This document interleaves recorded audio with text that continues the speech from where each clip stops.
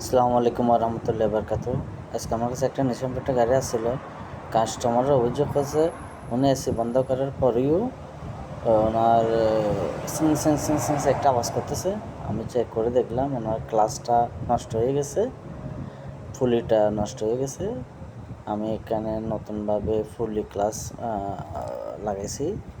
এখন লাগানোর পর আলহামদুলিল্লাহ গাড়ি এখন ঠান্ডা করতেছে। কম্প্রেসারও এখন প্রেশার ঠিক আছে।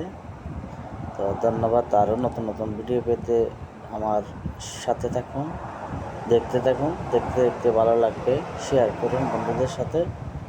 যে কোনো গাড়ির সমস্যার জন্য যোগাযোগ করতে পারেন।